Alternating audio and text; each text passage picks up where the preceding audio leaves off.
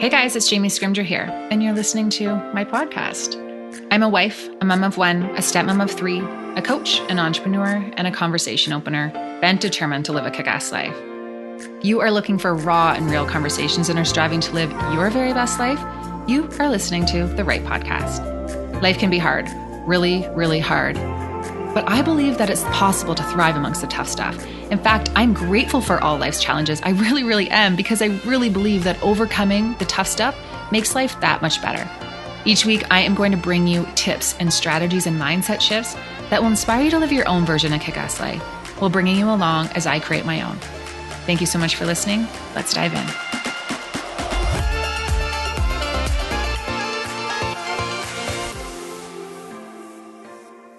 All right. Hey guys, welcome back to the podcast. So I want to rewind a bit. About 6 months ago, smack dab in the height of the COVID-19 pandemic, I was driving in my car and I was listening to Leisse Wilcox podcast, which is called To Call Myself Beloved. Now, Leisse is no stranger to me and no stranger to this podcast. She's actually been on twice now, and I'm going to link those episodes for you in the show notes. And you know what? I know her from photo shoots that we've been at together, and we've been at a couple conferences and obviously Instagram, but our relationship was always very surface level.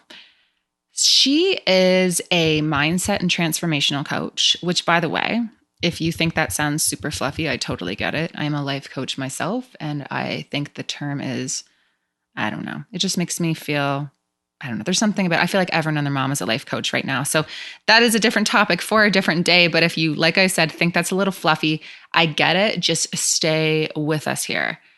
So I was listening to Leisse talk about life and relationships and perspective. And she was calling bullshit on all the things that totally need to be called bullshit. And I was like, I got to work with her. I have to work with her. I pulled over my car. I sent her a message on Instagram. I had no idea what she did, how she did it, but I sent her this message and was like, send me the details. I'm in. In my head, I was like, this is either going to be the biggest waste of money or it's going to change the game for me. And that was it. It was a game changer. And I don't want to be one of those people who are like, working with this coach totally changed everything for me. But working with this coach totally changed everything for me. And it's just, she has helped me identify what was holding me back, the blocks that I didn't even know I had, the mindset that was keeping me stuck. And I'm someone who's really, really big on mindset. So to me, the things that were still holding me back, it was such a surprise. But my business changed, my relationships changed, my headspace changed. And even Darren was like, hey, I don't know what you're doing or who you're talking to on Monday mornings, but you need to keep doing it because it is working. So today, Leisse is on the podcast and we are going to dive into what she does, what it was like working with me, what's holding most people back, and we're going to dive into what was actually holding me back. And I'm going to give you a hint. It was some messed up messages that I received in my childhood that really creep into my adult life. So definitely some interesting conversations here. Now, before we dive into the podcast, I do want to make sure that you know about the new resource for stepmoms that I just launched. It's called Kick-Ass Stepmom, Kick-Ass Life. And it is for stepmoms who are ready for change, who want to feel more in control, who want to set boundaries, improve their relationships, stop feeling so guilty, who want to define their role, get on the same page as their partner, and just minimize that punch in the gut feeling that you often get when a stepmom stressor comes out of left field. And if you're a stepmom, you know exactly what I'm talking about. Is that feeling in the gut that you just cannot get rid of. Now, this is not for everyone. This is for the stepmoms who are just done. They're done feeling the way they've been feeling, and they know that this does not have to be their life because it doesn't. It is entirely possible to live a kick-ass life amongst the extra stressors that come with co-parenting and stepmom life, and I want to show you how. So if you're interested, if you're listening to this and you're like, yes, I'm done feeling like this 5 years from now, even 1 year from now, I do not want to feel this way. Check it out. It's www.jamiescrimger.com/kickass stepmom, kickass life. You can secure your spot. Enrollment is open for a limited time. But I am so excited to work with you and so excited to share all of the strategies that I have that are going to change the game for you as well. Now, that is that. Let's get to Leisse. This is such a good conversation and I cannot wait to share it with you. Let's dive in.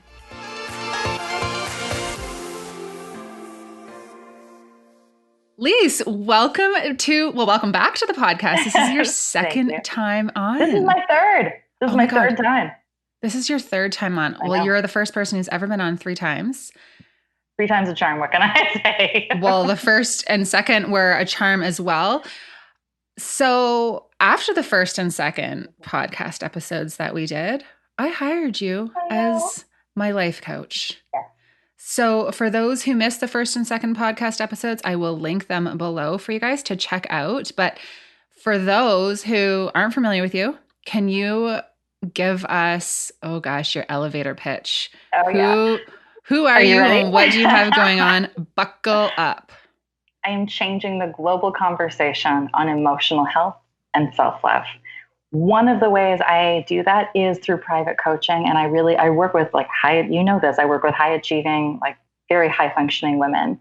And I help them step into that vision of themselves that they just can't stop dreaming about. Another way in which I do that is I wrote a best-selling book recently. And it is when I say changing the global conversation, man, I sold 250 copies in pre-sale, which blew my mind and is actually blows an industry standard. But it sold in Australia, I think 8 different countries across the continent of Europe, 17 American states, 7 or 8 different Canadian provinces. So I'm not exaggerating when I say changing the global conversation. It felt like I took a handful of pebbles and just threw them out into the world. And now they're landing and creating these massive ripple effects of truly, truly being able to come home to yourself. Mm-hmm. And I love that. So, and you are what did you just say there? You said, well, I'm changing the global conversation. And the thing that went through my head was no shit. You totally are. So let's back up just a quick second for those who, how did you get here? Give us a question. Yeah, you're well, how long is the podcast? Seriously. Give us the brief story of you and the transformations and the things that you've overcome to get to this place, because, you've been through the ringer. Yes.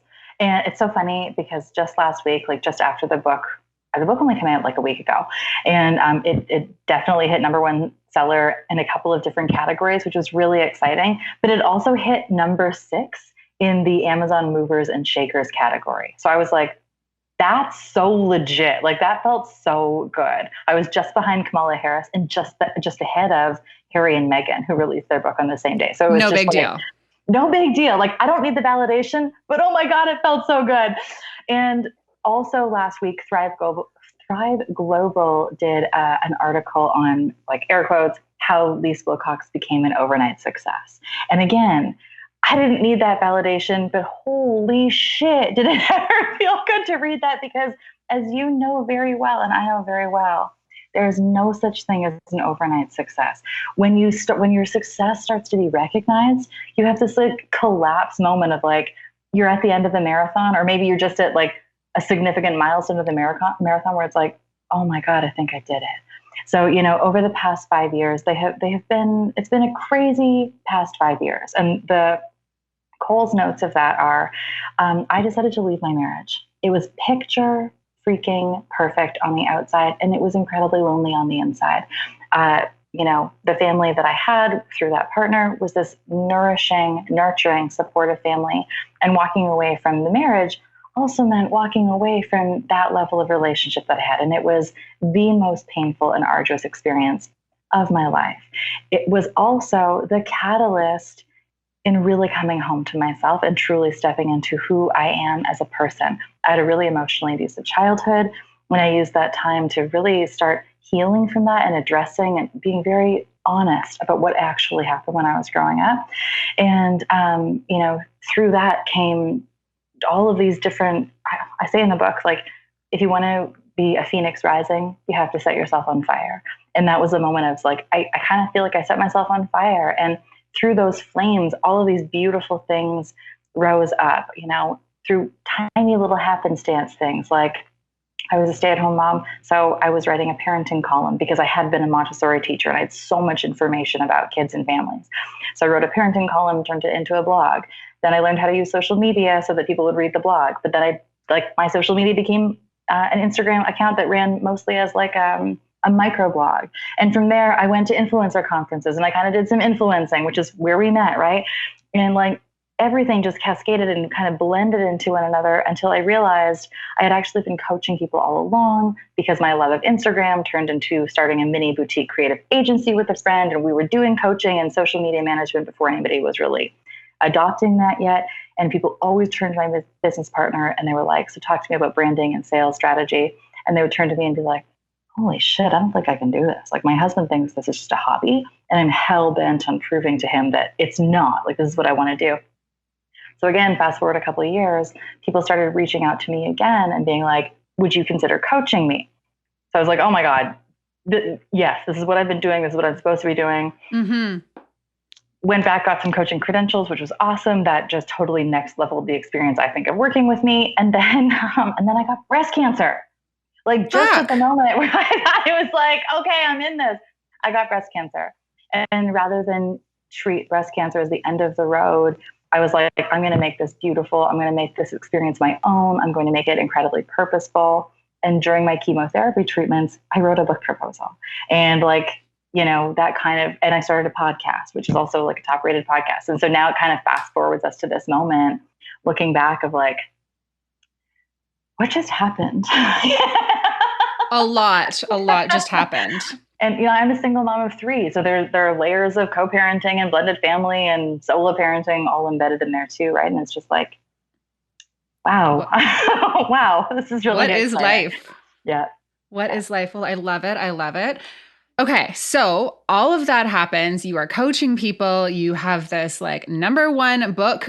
It's going to be #1. I'm saying that and putting it out there for you, for us, because I just honestly, you are a light. And every time I get off a conversation with you, I'm like, I have a fire lit underneath my ass. I start to think that things are possible that I never thought were possible. Mm-hmm. And that's why I work with you. And so let's dive into that, because this is going to be a conversation with my life coach. We're going to dive into that, because I've had a lot of people reach out and be like, okay, you're working with a life coach. Who is she? What she's all about? And I just wanted to wait until we were kind of midway through the process, or maybe we're more than midway through. I don't really know. Actually, I don't think that I'm going to let you go. I think this is probably going to be an ongoing thing. But so you and I work together. Can you share, what is that like to work with me? And I know that that's a weird question for me to be asking, but like, let's just dive into what we're doing and what that process has been like for you. Easy. So easy and so satisfying, because you are my ideal client, right? And to pause there for 1 second, because we're doing this kind of as like a live call, it's very important to me that you know, and that everybody listening knows, that when we work together, it's exceptionally confidential. Like, it's a role I take so seriously. I would never say to anybody that you're my client, except for now you've said you're my client. So like, as long as you're cool with this, we can talk about this. I'm very cool with this. I'm not going to like dive into secrets or anything, but it's just very important to me that it's such an intimate role. I just did a post on Instagram the other day, because I hate the expression life coach, because to me, I'm so meta and cerebral. It's like, it feels so reductionist. Like, you know, from working with people one-on-one, I know from working with people one-on-one, it's such an emotionally intimate connection that like coach is easy for SEO to understand, and it's easy for like the brain to understand. Yeah. It's an experience. It's not like a coach. It's a fucking experience, right? So yeah. And you know what, let's dive into that before we dive into that first question, because I find it so frustrating right now, because anyone and their mom can call themselves a life coach. Yes. Which, you know, I'm sure there was once upon a time when people saw that I was doing some coaching, they were like, who is she to coach? But it's so hard, because when I tell people I'm a life coach, and when I tell people that I coach stepmoms, and, you know, I'm starting to dive into, you know, business coaching and all of that, I kind of feel, I don't know. It just, I don't feel confident in saying it, because it's such a stupid, I know. Like, there are so many people, and I think I actually read this on one of the posts that you made. There are so many people whose lives are in shambles and who have no business helping anyone do anything. And they are calling themselves a life coach. And, you know, who am I to judge that? Like, I don't know who you are and what you can do and what your capabilities are. But I'm also a little bit it rubs me the wrong way Well, because and I then, don't, yeah, it makes you feel like you're not legit when you're yeah. legit. And I mean, it's such a buyer beware industry. And I've done a podcast on this too, but like, I feel like the female empowerment brand is such a buyer beware industry because I know people, like really respected people, who on social media pretend to be these great champions of women. And then you look into their real life, or for example, you work with them and you're like, you hate women. Like, you don't support women. You are interested in you and you alone. You offer no support. You are so ego based. There's so much narcissism happening. It's like, but you're a respected leader in this space. Like, that doesn't feel right. And I feel like it's just, I mean, it's not even a competition thing. It's just a matter of time. Authenticity always wins.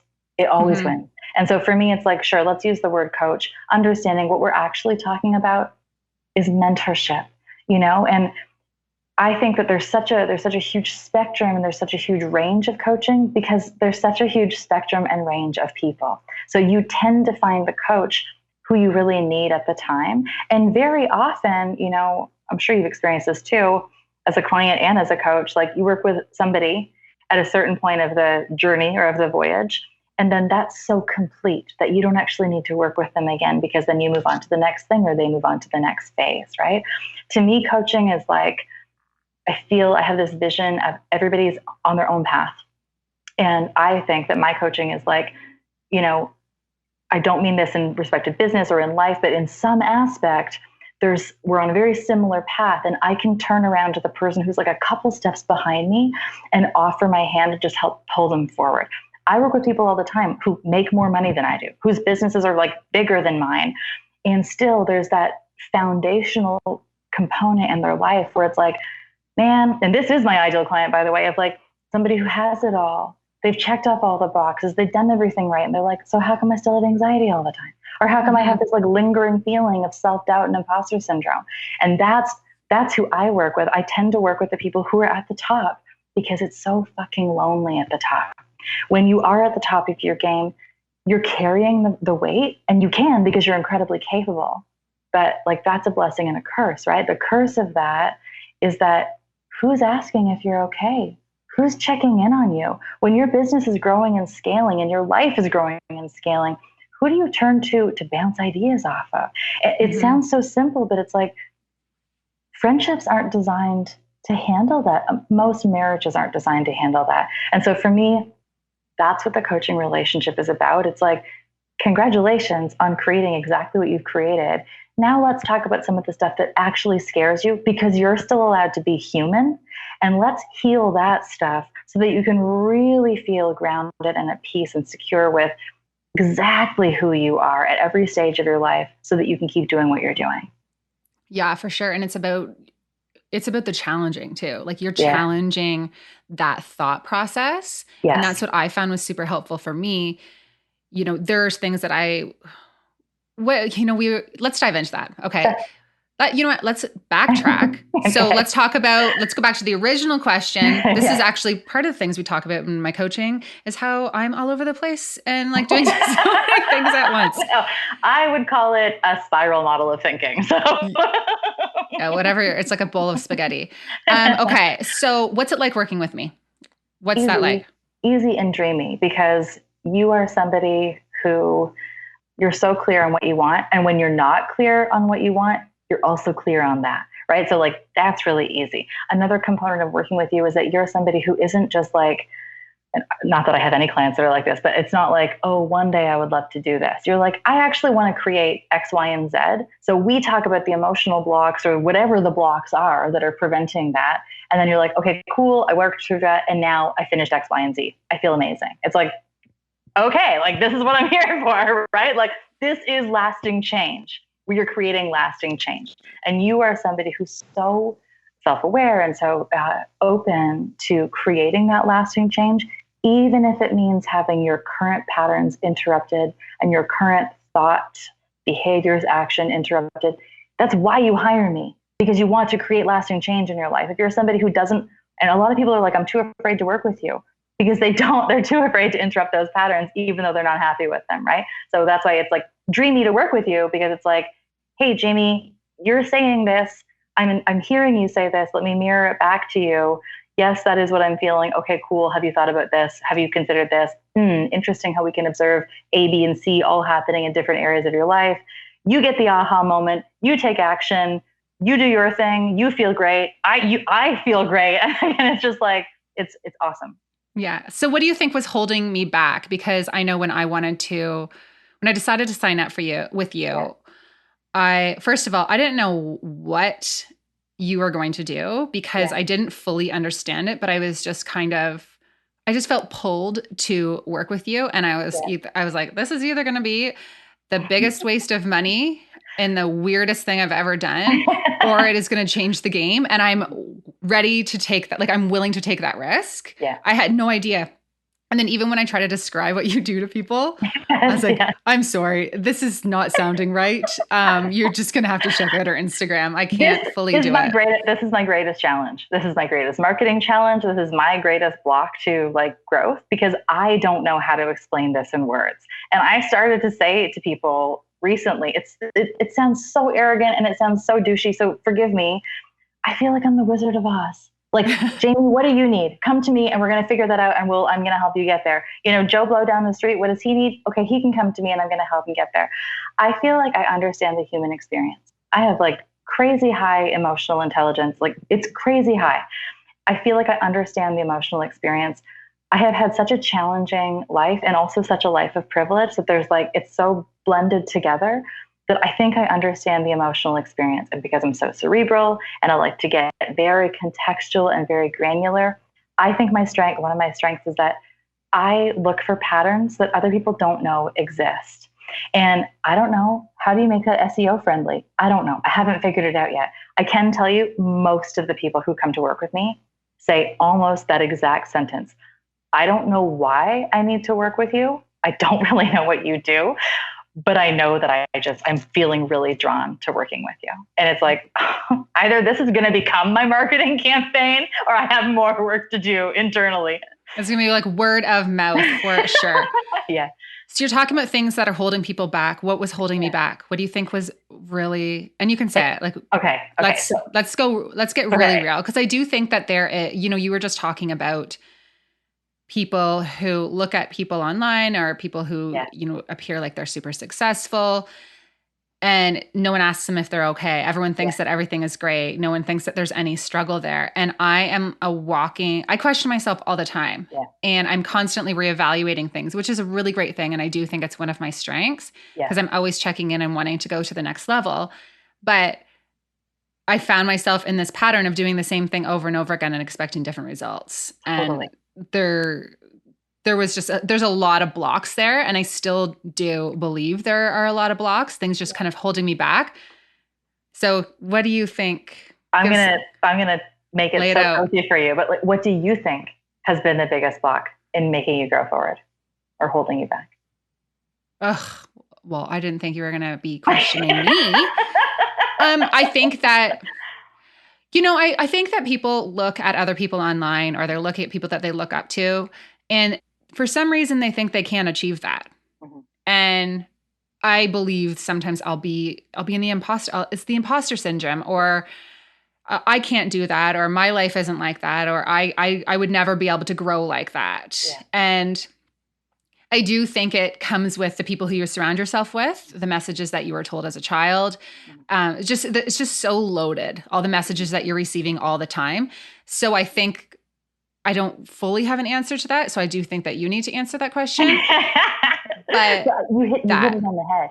But that's it, right? This, I'm not even going to call it a fear, but almost a reluctance to take up the kind of space that you are very much on your way to taking up space.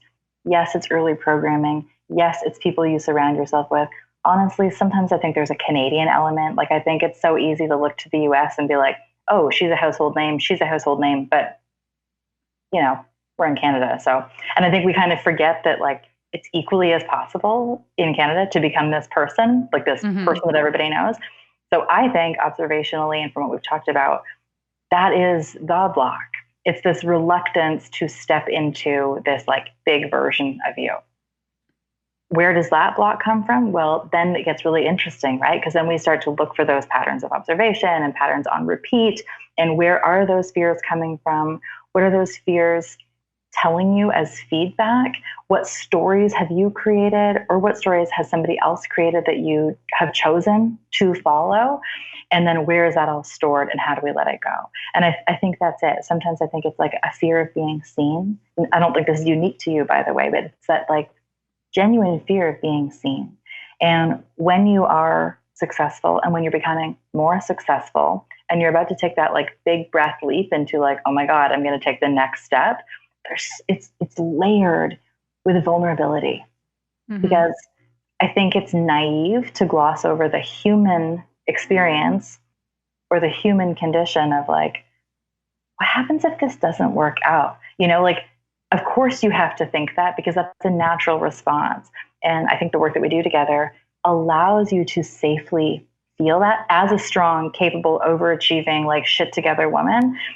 It allows you to feel that feeling safely and feel through like, okay, what if this doesn't work? And find out what that's triggering inside of you, so you can address that, start to heal it, and then move forward with like, okay, this might not work, but honestly, judging on everything I know about me and what I've done, it probably will. Yeah. Does that resonate? Yeah, for sure. And it comes back to the fear of what people will think, the fear of being judged, the fear of people in your life not liking what you're doing, and all of that. And I think that's what's holding so many people back. 100%. So many people, actually, I just did a question. Yeah, I just did a question. This is not a bit about entrepreneurship. This is about everything in life. Oh, yeah. I just did a question on my Instagram stories asking people what kind of content they want. And one of the questions was, how do you get over the fear of what other people think? And for me, I think even starting this platform, if I really wanted to get deep and why did I want to start this platform? Why did I want to be so public about this? Because throughout my whole life, everyone thought I was going to fail. Like I was a bad kid. I quote unquote bad kid. When my parents got divorced, I rebelled. I had attitude. I got in trouble. I had anger issues. I always managed to screw it up. And there were people in my life who I know were waiting for me to fail. And then it was almost like I got more attention from them when I did fail than when I was successful, because it kind of screwed with the story they were telling themselves too, right? So then, you know, I go to university and I do really well in university. I get this job at the bank, and which is a great job, and you could climb the corporate ladder, all the things, and I freaking hated it. So then I quit and I went back to waitressing, which was against everyone else's rules, right? Like Jamie's a screw up again. And then I fall in love with this man with kids. And it's like, oh my God, what is Jamie thinking? Does she know what she's getting herself into? Which, by the way, I did not, but I've managed so far. But it was really, I think in life, everyone was expecting me to fuck up. And I think that's the story that I tell myself all the time. I think in the back of my head, it's like, you're going to fuck this up. You're going to fuck this up. Right. And it's like, I don't think we realize, and you've really taught me this, how much our childhood impacts how we show up every day. And it's huge. It's epically huge. And I really think, I'm not a psychologist, you know, I'm not a therapist, you know that too, but I'm like a total psych nerd, and I love reading about psychology, and absolutely I start to embed it in the way that I can, right? What I have learned is that when we have those core wounds, when we have those like really high impact moments, even if they don't appear significant at the time, it's a part of us. And again, I think it's naive to gloss over that. It's not like we can heal so much from our past, even at this deep subconscious level where we hold on to all that stuff without even knowing it. It's like, you just know it's true. Well, how do I know I'm going to fail? Well, I just know it's true. Like I just always have done that. It's just always been my life, right? It's not true. It's a total construct, but it's a narrative that has been created from the beginning. So because of how the brain works, you're inclined to keep following that pattern unless you consciously choose to break it. Consciously choosing to break a pattern takes a lot of work, which is why most people don't, and they choose to remain unhappy for the rest of their lives, period. But when we can appreciate that wound happened, like you can't unring the bell, you cannot change the past, it's a part of you.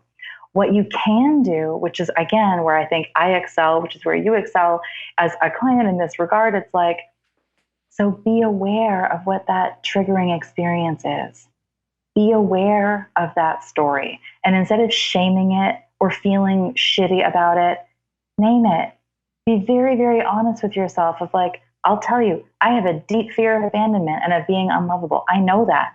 I don't feel like I'm going to be abandoned. I don't think I'm unlovable. I don't believe that anymore. And in those triggering situations, I know that's my go-to response because that was my formative experience. That's there. So the rest of my life becomes maybe getting triggered or being aware of that trigger and choosing to respond differently. Mm-hmm. You're allowed to have imposter syndrome. You're allowed to have that feeling of like, oh shit, I might fuck this up again. You're allowed to feel that. And then the next level part of it that we do in our work together is being like, okay, where is this coming from? How have I experienced this before? Is this actually a true story? Hang on, if it's not true, how can I come up with 5 examples right now of the ways in which this is not true for me anymore? There's nothing overnight about this process. So, when somebody asks you, like, how do you overcome that fear of failure? Fucking relentless work. It's like what makes a marriage work? Relentless communication, constant checking in on each other's needs. That's the work of a marriage. The work of your self-partnership and truly having this foundational element of self-love, self-acceptance, and emotional health is truly being in constant communication with yourself of like, ooh, that sucked. Oh, that's because I feel so jealous. Wait, why do I feel jealous? Oh, shit. Because I think this reminds me of that moment when, okay, hang on a second. That happened when I was 5. I know that's not real anymore. Is it possible I'm just transferring? Okay, I'm good to go. There's so much conversation. It's a muscle that you're flexing. And that takes so much effort. In my opinion, to not do that work is way more effort. Like feeling like shit all the time and feeling a pervasive sense of sadness that won't go away, pervasive sense of competition and threat and resentment. That's so painful and it's so heavy to carry that 100 times out of 100, I would choose doing the emotional work as opposed to hanging on to the emotional weight that isn't even mine to carry. Oh, for sure. And I know there's people who, in my life and who follow along or whatever, and they'll say you're constantly like all the Yes. personal development. Like, do you ever get sick of the personal development? And yeah, absolutely, I do. I do think there's a time and space. And it's like you were saying, you do sometimes outgrow things. And then Yes. it's like, okay, what's next? What's next? But I'm constantly checking in with myself and saying, Yes. am I being the type of mom I want to be, the type of wife, the type of entrepreneur, the type of person to myself? Yes. Checking in, like, how am I showing up? And how does this feel right now? How does life feel right now?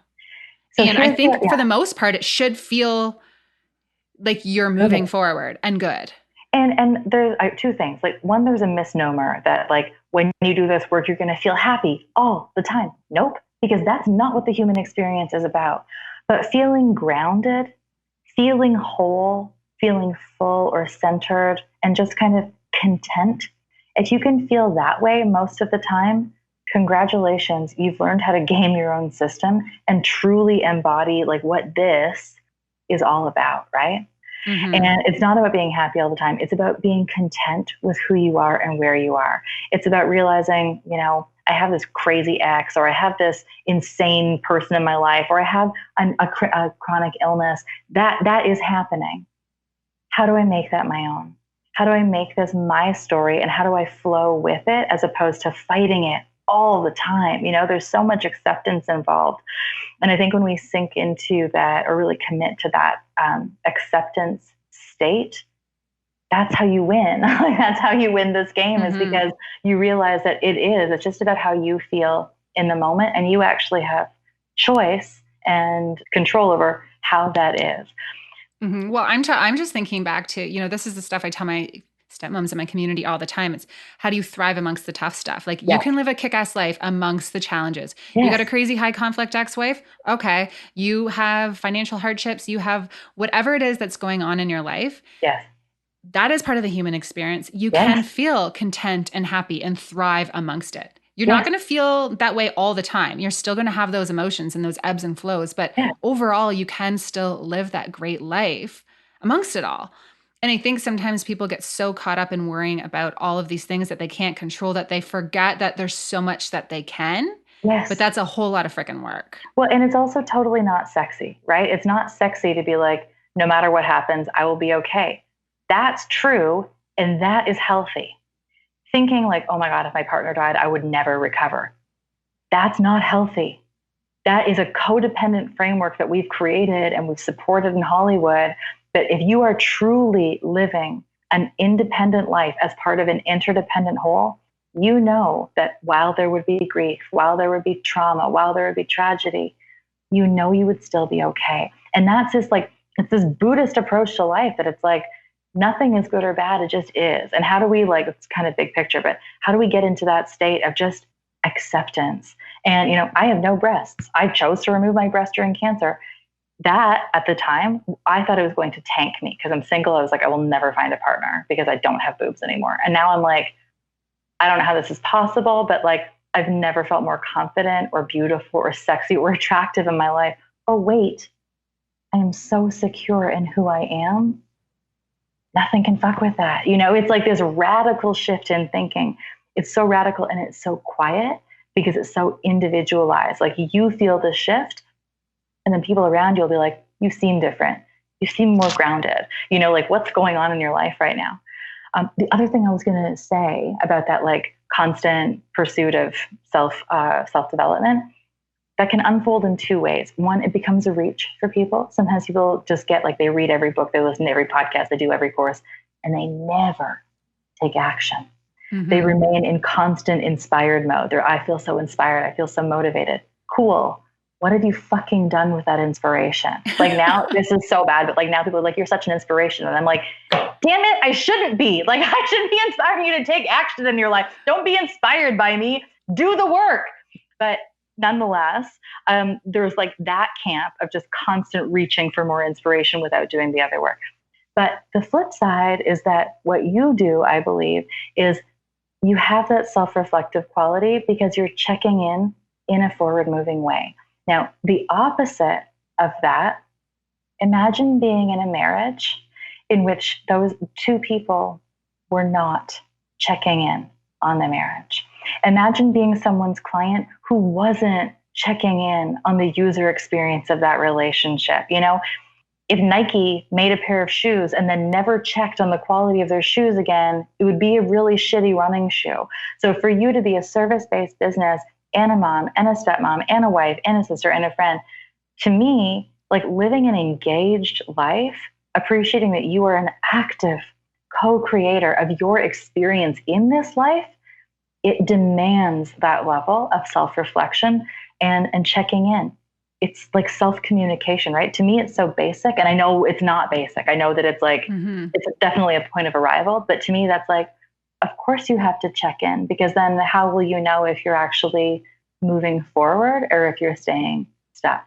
And I think that staying stuck is the kiss of death for like business, life, love, like for everything. Yeah, I went to a conference once with my husband and we talk about this all the time. And I've mentioned in other podcasts where one of the speakers said, don't be complacent, right? Don't just be complacent with how life is. You should always be kind of checking in and striving for the next thing and striving for more. And I don't mean that in that you can't be happy with where you're at, but if you're not growing, what's the point? You're dying. You're dying, right? Like, I think that's a Rachel Hollis quote. I think so. It's Tony Robbins. Oh, well, wah, wah. Another topic for a different day.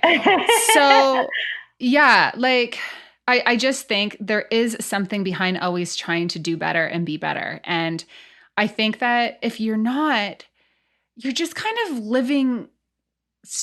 If you can't see me right now because this is on video, but it's like you're just like a straight line. Like there's just no oomph to it. And I think the human experience needs to have some oomph and discomfort to move forward. Well, and I think one of the really interesting things about that is that part of that checking in, you might check in and be like, oh my God, everything is great. Or like, I'm so proud of where my business is right now. I'm just going to leave it here for a minute and enjoy it. Like that's part of the self-reflection too, is actually having that presence to come back to the present moment and be like, holy shit. When I wrote the book, for example, like when I released the book, people were like, how do you feel? How do you feel?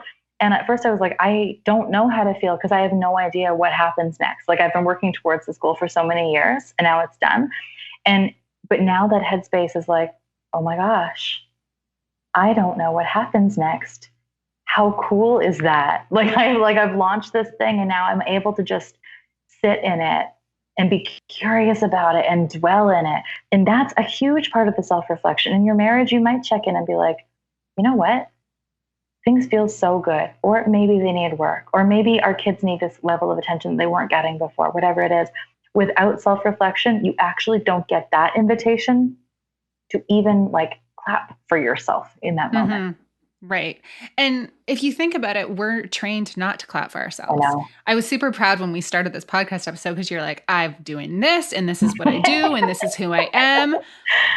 And even I get super weird when someone asks me to tell my story. Yeah. And what do? My elevator pitch really sucks. I just don't really know how to describe what I do and all of that. But it's because we follow these rules in life that are such bullshit that you can't be proud of yourself. That a woman who, sings their own praise or talks about their accomplishment is cocky or conceited or bitchy or whatever. And, we're following these rules and living our life by rules that we don't actually believe. And that's what's holding us back. And so much of that, though, comes from our nature as human beings. And like our species, I say this in the book, like you can take away the clothes, the cars, the takeout pizza, and suddenly we're actually just animals. Like we're just a very unique kind of animal. And because we're a pack animal, that is like we thrive and live in groups, we are genetically predisposed and programmed to check in with what the rest of the group is doing. So we can make sure that what we're doing actually aligns with what the rest of the group is doing, because that means like, if we're a part of the group, we live. If we're not a part of the group, we die. And so much of that, I think, is part of our own programming. But at the same time that we are animals, we're not. Like we're also this evolved species. So I think we're still fighting some internal programming, which has been backed up not by a couple of years, generations worth of social programming, like generations. Do you know how long it takes to undo generations worth of shit? Like it takes generations to undo that stuff. Well, I've been trying to undo a lifetime of shit, and it's only 35 years or 39 years. Over here. And it's like, it takes time, right? But you're right. There are these wake up moments in our life, and you've had them where it's like, I don't even believe this. Like, but I have really done something special, and I want to share that with the world. And for me, I just got so tired of like not being proud of myself and like not being seen, that it's like, you know what? I did this cool thing and I'm just going to be really honest about it. And if people reject me for it, I'm actually okay with it now, because I don't need to feel that level of inclusion anymore. Like I used to, even a few years ago, I really needed that. And now I'm like, whatever, man, I'm cool. So yeah. And I think that comes when you're fine with who you are. But again, it starts with a lot of work. Yeah. That is a lot of work. And I'm still in the process. I still get caught up with those old thought patterns. Even when Darren and I first got together, it was almost like, honestly, before I was with Darren, no one ever told me I was beautiful. No one ever told me that I would accomplish anything. No one ever told me that I was going to be successful. Like no one ever told me anything. And then there's this man, like Darren loves me. Yeah. Like I just know, like and people say to me all the time, they'll have drinks with Darren, like, you know how much your husband loves you? And I was like, I know how much my husband loves me. Like he really loves me. But the very beginning of our relationship, I would be driving and be like, things are really, really good right now. And then all of a sudden, within 24 hours, I kid you not, we would be in a fight. Yeah. And it would be me. I was, looking for a fight or sabotaging something. And because that relationship did not align with the story that I had told myself. And I keep thinking back to our conversation, and I tell my coaching clients this all the time now. It's like, is the story you're telling yourself right now true? Yeah. Like stop, ask yourself, because all of our insecurities and all the things holding us back, it's just bullshit stories that we've learned from our childhood. And it's not true. It's not true. But I think I used this example with you before, but like, you can imagine though, if every single day of your life you look up at the sky and somebody's like, that's called blue. And you're like, okay, obviously it's blue then. And you experience blue. And then one day you wake up and somebody random is like, no, it's green. And you're like, wait, what? No, it's blue. Like, it's such a conflict because it goes against everything you know to be true. It feels that weird. So subconsciously, if nobody's ever really seen you or valued you or loved you or like really reveled in your beauty because you know that you're a naturally beautiful woman, suddenly to have somebody who you love and respect and admire is giving that attention and affection to you, your brain can't handle it. It goes until you do the work of like choosing to undo it. But at the time, your brain can't handle it. And it's such an affront. It feels like it's a safety and security violation, which is why your brain is like, and what can we do? What can we do? Oh, I know we can act batshit crazy. That ought to push him away. Good. I pushed him away. And now it confirms everything I already believed to be true. And, you know, you've already seen how you've overridden so much of that because you're in this really beautiful marriage, right? Where it's like you were able to undo some of that programming and unlearn some of those stories.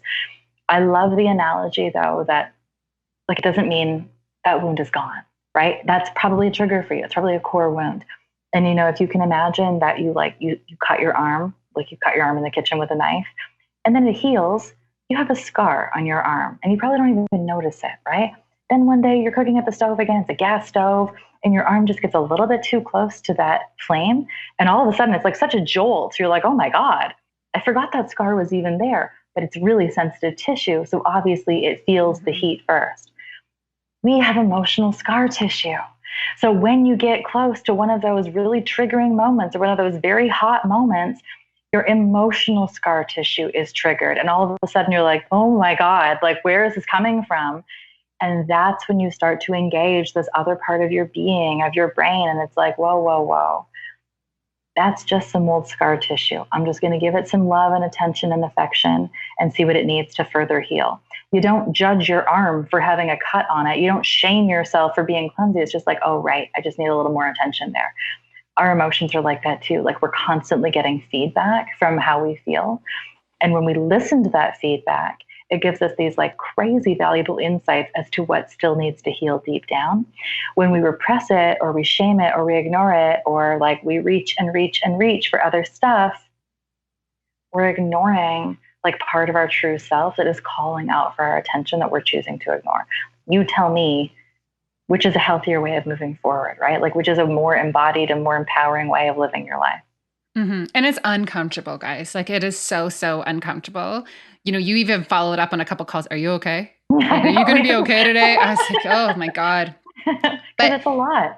I will say, in working with you and going through these conversations and, you know, dissecting the stories I've been telling myself, my business has grown, my relationships have grown. I just feel so much more confident in what I have going on and what I'm doing. And it was me who did the work. That's the thing that I think that people don't fully understand. You just have to have someone who's asking you the right questions and challenging you. You know, we've been pretty deep, but it's even like, let's talk about, I wanted to hire a videographer. I said, I just want to get to the point where I can hire someone to do my videos. And I said, I'm just not there yet. I just can't invest in that right now. And maybe in a year or so, but that's my big goal. And you're like, okay, well, what would it take? How much would it cost? How much time would it save you? How much this? How much that? And ask me all these questions. And then I realized, oh, okay, well, I had a videographer scheduled and hired within like 48 hours. 48 hours, right? It's even having someone challenging you on just the things that are holding you back. Like, why can't you? Why can't you do that? What story are you telling yourself? And I hope that it's never come across as like, why can't you? Like, it's very much like, no, really, why can't you? Like, if that's your reality, cool, just talk to me about that. Like, what's stopping you? And if you're like, oh my God, because we've got like, you know, sick kids and we've got to pay all these medical bills, like, oh, I totally get that. Okay, so then maybe March of 2021, would that be a good goal? Like, sometimes that's how those conversations go. But usually those conversations go, and like, for the record, I have them with myself too. Those conversations are like, no, I can't do that. It's just like too expensive, or I don't have the time. And it's like, okay. So if you did have the money or you did have the time, what would that look like? And then you actually just start to critically think about it. And you don't just gloss over or hide behind all the reasons why it can't happen. because people love to hide behind, I can't afford it. Sorry, it's true. People are like, I can't afford it. Well, most of the time, most people can. I know that's not a blanket truth, but for most people, it is true. They're just choosing not to allocate those funds in a particular way. I see it all the time. People whose kids play like rep hockey, rep soccer, they do all these things, and they're like, but I could never go on a date night. I'm like, there's a problem here. Or, my kids are in all these sports or whatever, and, we've gone on this epic vacation, but oh my God, I could never afford coaching with you. And I'm like, yes, you can, but you're choosing not to. And when you choose not to and you use that language, it's a very uncomfortable feeling because it now puts you back in the driver's seat of your life. Mm-hmm. That's the challenge aspect. I'm like nice. I'm a nice person. But yes, I challenge you because I really believe in asking those questions, much like a mom. There's like, I think, and you can tell me if you think this is true, but I'm a very nurturing person. And I feel like I can deliver hard truths or challenging questions in that very supportive way that makes people feel seen and heard and supported, and like they're allowed to try. They're allowed to try it, right? Right. And it's not like a high stakes game of like, you better succeed at this. It's like, I don't know, Jamie, call the videographer. See what he says. Yeah. It's like, oh, I can do that. and it was the best thing that, here's something I want people to really understand. And maybe this comes from the business. I don't know if it's just business, but investing in a life coach and investing in this videographer, my business has grown, right? Because when you spend your time or you spend your resources allowing yourself to grow personally or to free up time to grow your business, I just recorded a course. There's 16 videos in the course. It would have taken me at least 4 hours each video. 16 times 4, a lot of hours. Yes, 32, 64. 32. That saved me basically a week's worth of work. Yeah. And I recorded them in the morning. Wild. Right? And so how much can I do in that week to move my business forward that now I don't have to do? Yes. Right? So I just think we just kind of tell ourselves just stories that aren't true. And if you change the way you think about the way you spend your time and your resources and all the things, it really can make a huge difference. Well, and I think then you can add this, and this is a real point of evolution and arrival, but you can add that playful quality to it, right? Instead of looking at all the reasons why not, you can actually just ask yourself, like, why not? Like, why not? How about I just try this? It's scary. It's new. I don't even know if I can do this, but what's the worst that can happen? I would fail. Okay. And if I fail, what's going to happen? Oh, nothing. Somebody at a dinner party where I'm not present might say something mean. Who fucking cares? Like, live your life and do what you want to do. If it doesn't work out, okay, it doesn't work out. But like, chances are it probably will work out. And if it doesn't work out in the way in which you intended, then you're going to learn some kind of crazy valuable lesson from it that you're allowed to then take forward with you onto the next thing anyway, right? And as you have learned very recently, and I'm sure at many other times in your life, even if you didn't know it, it's all so bloody interconnected. So when you remove a block in your emotional body, it actually removes a block from your business and from your relationships and from your parenting. Like when you actually have the courage and you invest the energy, be it time or money, whichever one, when you invest that in moving the block, everything starts to flow more. And it's like, okay, so if we shift into the notion that it's going to cost you your time, or it's going to cost you your money, or it's going to cost you your mental energy, like instead of thinking about, oh man, I'm such a failure, I might be an imposter, how about we hire a coach to help you work through that shit so you don't really have to think about that, or you don't have to waste your time worrying about it. You can actually just address the feeling and start to solve the problem. It's like, I don't know, I'm Dutch, I'm a Taurus. To me, it's like, it just makes so much more sense this way. I know. Oh my God, I could talk to you about this for hours, but I want to wrap this up and just say, I think about my life and I don't want to be at the end of my life and look back and be like, oh my gosh, I wish I would have done this, or I wish I would have taken the chance, or that did not go as well as it could have. I don't want to look back. And I always try to ask myself, like, what would my 95-year-old self say about this? Or that's a huge, huge question. I don't even know where I read that, but it's really changed the way that I look at moving forward in life. And this has really helped me feel better about where I'm at and know that it's just kind of, we're just getting started. Yeah, 100%. I like to call it zooming out because we get so caught up, like being present and mindful is incredibly important. And you also have to allow yourself to zoom out and like look down on your life, right? And when you zoom out, you can see this is just a moment in time. And when you look at this moment in time, for you specifically compared to like any other moment in your life, you're fucking awesome. Like, look at what you're doing. Look at what you're building. Look at the person you're becoming. And you're not done yet. Like, how special is that? Mm-hmm. At this moment, you've achieved so much, and you've achieved so much internally, not just externally. Like, you've come so far internally. That's so magical. And you're only in your 30s.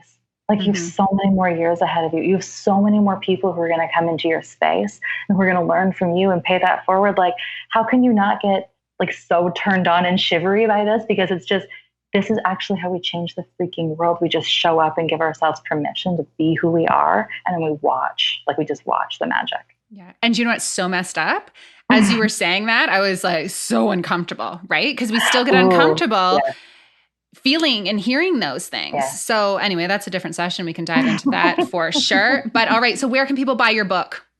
The best place is leissewilcox.com on my site. Yeah, we will link it down there for everyone. Buy the book, guys. Honestly, I have to tell you, working with Leisse has changed the game for me. Darren's like, so this life coach is I thought you were wasting money, but you know, it's really, really changed things for you. I'm like, yes, it has. It totally has. And when you get a partner on board, specifically the husband who thinks this is my new strategy. You are the second client in a week who has actually used her husband as a referral. Like, one of my clients was talking about me to a friend, which is a gift. And the friend was like, I'm not really sure. And my client was like, talk to my husband and ask him about the changes that he's seen. And now you saying this about Darren, I'm like, oh shit, the untapped resource of husband testimonials is coming up. Yeah, because they normally think that we're a little crazy in our ideas. So when you get a husband stamp of approval, you're good to go. I'm into it. Amazing. Okay, I'm going to link all of your links and all things Leisse Wilcox. Thank you. We need to book a call. Okay. And I will chat with you soon. Thank you so much for listening. Okay, guys, if you like this podcast, please do me a little favor. Take a second and subscribe on iTunes, and then screenshot this podcast, give it a share in social media, and tell your friends what you think. And hey, don't forget to tag me so that I can thank you for helping me spread the word. Thanks so much, and I will talk to you next week.